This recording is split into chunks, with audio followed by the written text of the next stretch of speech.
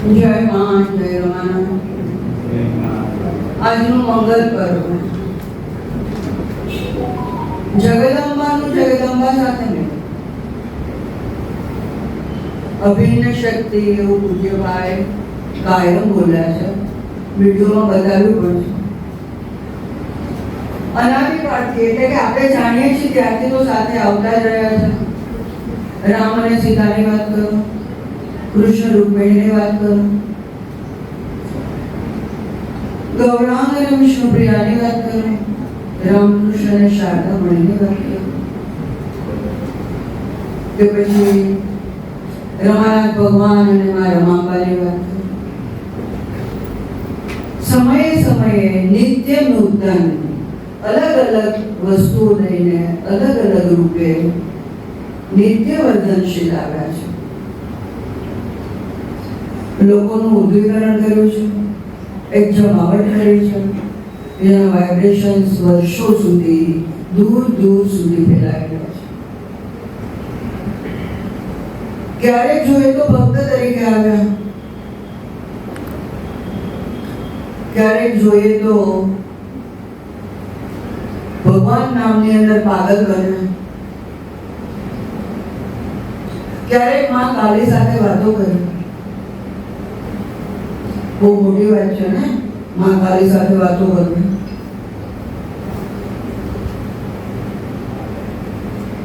તો દર્શન નહીં આપે કે મારી સાથે વાત નહીં કરે તો માથું વાળી કરીશ, આટલી તન્મય.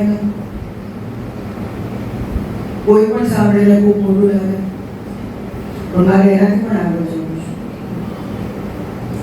રામકૃષ્ણ જ્યારે માં સાથે વાતો કરતા ને ત્યારે ભક્ત હતા, જ્યારે લોકોની સાથે પ્રશ્નો સોલ્વ કરતા કે ભગવાનની વાતો કરતા ત્યારે ખુદ ભગવાન હતા. પણ પૂજ્યભાઈ એટલે તો 24 કલાક ટીવી. મારી સાથે વાતો કરવી રામકૃષ્ણ માટે ખૂબ મોટું હતું. આપણે સાંભળીએ પણ મોટું લાગે, પણ જરા વિચારો, માં આપણી સાથે વાત કરતી હતી. આપણે એટલા મોટા સંતો, મહાત્માઓ, ઋષિ મુનિઓ કે ત્યાગીઓ નથી, છતાં પણ આપણી સાથે વર્ષો સુધી એમણે ગાઈડન્સ આપ્યું, એમણે સંવાદ આપ્યો, એમણે સાક્ષાત્કાર આપ્યો, એમણે સ્પર્શ આપ્યો, એમણે હાસ્ય વિનોદ કર્યો, એમણે ગાયું, મજા કરી, મજા કરાવી. તો ભગવાન આવે છે શેના માટે? આનંદ કરવા માટે અને આનંદ આપવા માટે, આનંદ લૂંટવા માટે અને આનંદ લૂંટાવવા માટે. હવે આ બંનેની વાત કરીએ આજે. તો એક સેક્રિફાઈસ કરે છે, બીજો સેક્રિફાઈસ સ્વીકારે છે. એક ફૂલ છે, એક સુરભી છે. એક ચમકતા ધમકતા તારામાંનો એક છે અને બીજો સુરીત છે. ચંદ્ર છે, એક ચંદ્રની ચાંદની છે. સૂર્ય છે, એક બીજી સૂર્યની ઉર્જા છે. સરસ મજાનું એમને જોતાની સાથે જ પ્રભાત શરૂ થાય, સ્વર્ણિમ રશ્મિઓ આવે અને નવી ઉર્જા, નવી તાકાત, નવી સુરભી, આખું નવું વાતાવરણ ઊભું થાય. એ કરનાર પણ, ઉષા પણ એની, સંધ્યા પણ એની, દિવસ પણ એનો, નિશા પણ એની. પણ છતાં નિશાની અંદર પણ એક સ્વરૂપ છે. અંધારી રાતે મલકતા ઝબકતા ચમકતા તારાઓ એ અંધારી રાતનું આવરણ છે. જીવનમાં ક્યારેય પણ અંધારું હોય ને ત્યારે ભાઈ નિરાશ થવાની વાત નથી કરતી. એની અંદર પણ એક ચમકાટ છે, અંદર એક પલકાટ છે, અંદર એક ઝબકાટ છે. આગળ જવાનો રસ્તો નીકળે છે. કન્ટિન્યુઅસ અંધકાર નથી, અંધકારનો પણ પરોઢ છે. એ સાંત્વના પૂજ્યભાઈએ આપ્યું છે. પૂજ્યભાઈનું જીવન, પૂજ્ય રમાંબાનું જીવન, બંને એકબીજાની સાથે એકદમ તાદાત્મ્ય, એકદમ સાયુજ્ય, બંને અભિન્ન. એકની સાથે બીજો એકદમ અભિન્ન છે. જુદું લાગતું જ નથી, બિલકુલ જુદું નથી લાગતું. એકની સાથે બીજા એકદમ સંકળાયેલા છે. સેકન્ડની સેકન્ડે સેકન્ડે એમ થાય કે ભાઈ છે એની અંદર રમાંબા વ્યક્ત થાય છે, રમાંબાની અંદર ભાઈ વ્યક્ત થાય. ફૂલો ચંપાના, મોગરાના બધા જ્યારે મારા મધર ભાઈના તકિયા પર મૂકતા ને ત્યારે સુરભી છૂટીને અલગ જ સુરભી, દૈવી સુરભી મેં પોતે અનુભવી છે. અને પછી પોતાના તકિયા પર પટાકતા અને ભાઈને રોજની આદત કે આ રીતના ફૂલો રહેતા, એ ફૂલોની સાથે સાથે ખીલવાનું એનું એક બધું હાસ્ય હોય, આંખમાંથી ટપકતું પ્રેમ હોય અને એ પ્રેમની અંદર જે આપણે એ ધારાની અંદર અભિવ્યક્ત થતા હોય ને એવું થાય કે આપણે ક્યાં છીએ. અરે સ્વર્ગ નાનું પડે, સ્વર્ગ તો પુણ્ય પૂરું થાય ને એટલે પૂરું થઈ જાય છે. તો વૃંદાવન નિયો વૃંદાવન ભાઈ કહે છે, હું તો આને નિયો શ્રુતિ કહું છું. તો આ શ્રુતિની અંદર અત્યારે આપણે આ પરમ યુગલનો લગ્ન દિવસ ઉજવી રહ્યા છીએ. આપણે બધા એટલા નસીબદાર છીએ કે એમના વાઇબ્રેશન્સ જેમણે કહ્યું છે, એમના આપણે વાઇબ્રેશન્સ એટલા જોરદાર છે કે એ પોતે અત્યારે હાજર છે. મને લાગે છે કે જે ભક્તો છે એને અનુભૂતિ થતી હશે કે માત્ર સામે બેઠા છે એવું નહીં, એ લાઈવ છે એકદમ. એમણે કહ્યું છે કે મારા પછી પણ મારા વાઇબ્રેશન્સ ખૂબ જોરદાર થશે. બંને એકી સાથે આવ્યા છે, બંને એકી સાથે છે, એકી સાથે જ રહ્યા છે.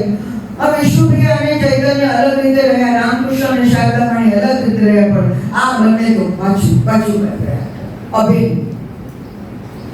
પૂજ્ય ભાઈને કહી દીધું હતું હું ક્યાંય જવાનો નથી, પહેલાથી જ કહી દીધું. અને આ વચન મારા મધરે લીધેલું. એક વખત વનવાસની અંદર જતા રહ્યા, બીજી વખત કેટલી બધી રાણીઓને લઈને ફર્યા આવ્યા, ત્રીજી વખત સંન્યાસ લઈ લીધો, ચોથી વખત કાણું પાડ્યું. ના, આવું કરવું હોય તો આવું જ નથી. નાના ભાઈને તો જરૂર છે કે આવે જેના તો ચાલે એમ નથી. હું કઈ નહીં કરું, સામે કહું છું, હું કઈ નહીં કરું, ક્યાંય નહીં જાઉં, ઘરે જ રહીશ બસ. સાથે ને સાથે અભિન્ન, દરેક વસ્તુમાં અભિન્ન, વિચારોમાં અભિન્ન, વાણીમાં અભિન્ન, વર્તનમાં અભિન્ન, કાર્યની અંદર અભિન્ન, પ્રસંગોની અંદર અભિન્ન, દરેક જગ્યાએ અભિન્ન. જે માણસ સમજ્યો ને અભિન્ન એ બરાબર સમજ્યો. કોઈ એવું સમજ્યો કે ભાઈ આગળ ગયા અને માને પાછળ રાખ્યા છે, એવું બન્યું જ નથી. સમજણનો અભાવ છે, રિયાલિટી નહીં. કન્ટિન્યુઅસ બંને સાથે ને સાથે રહ્યા છે. એક બોલતા તો બીજો સાંભળનાર હતો, એક સેક્રિફાઈસ આપતા તો બીજો લેનાર હતો, એક સેવા કરતા તો બીજો સેવા લેનાર હતો. અને એકના એક હતા, એક સિક્કાના બે પાસા નહીં પણ એક સાથે ને સાથે યુનિટ એકદમ. રમા મારી અભિન્ન શક્તિ, મારી અંદર માં પ્રગટ થઈ છે. ઇટ મીન્સ કૃષ્ણ અને કાલી એક છે. માં પ્રગટ થઈ છે એટલે પોતાની અંદર માં ખુદ છે. માં પાછળથી નથી આવી. પૂજ્ય ભાઈના જન્મની સાથે માં આવી, પૂજ્ય રમાબાના જન્મની સાથે માં આવી. અને એ બંને અભિન્ન રહ્યા, કાયમ અભિન્ન રહ્યા. બંનેને વાતો કરવી પણ બહુ થતી, બહુ સરસ હતી. ઘણું બધું થતું, પણ એટલું બધું મેં જોયું છે કે એ લોકોને વાતની જરૂર ન પડતી, આંખથી વાત થઈ જતી, સ્માઇલથી વાત થઈ જતી, વિચારોને આપણે એમ જ બેઠા બેઠા થઈ જતી, વ્યક્ત નહોતા કરવા પડતા. આને ડિવિનિટી, આને અભિન્ન શક્તિ કે રમા મારી અભિન્ન શક્તિ. અને જગદંબા ખુદ ત્રણ નથી, બે નથી, એક જ છે. હું રમાની રાહ જોઈ રહી હતી, હું રાહ જોઈ રહી હતી. ત્યાર પછી લીલા શરૂ કરી, જેને કોઈ લીલા ત્યાર પછી શરૂ કરી ને, હું રમાની રાહ જોઈ રહી હતી. રમા મારી અભિન્ન છે, રમા મારી સાથે જ અને સાથે ને સાથે રહ્યા. એનું કામ પત્યું ત્યારે બાએ કહ્યું કે હું જાઉં છું મારા બા લોકોના બેન, હું જાઉં છું તો કે તારું કાર્ય પૂરું થયું છે. પણ હા, ઘણી વ્યથા થઈ, પૂજ્ય ભાઈને પણ થઈ અને મારા ફાધરને પણ થઈ, મને પણ થઈ. અમે બહુ પાગલ થઈ ગયા. પણ એમણે સાથે એમ પણ કહ્યું છે કે રમા ક્યાંય ગઈ નથી, આમાં સમાઈ ગઈ છે. ત્યારે પણ અભિન રહ્યા છે. તો અભિન યુગલને આપણા શતકોટી પ્રણામ આજના દિવસે. જય માં, જય રમા.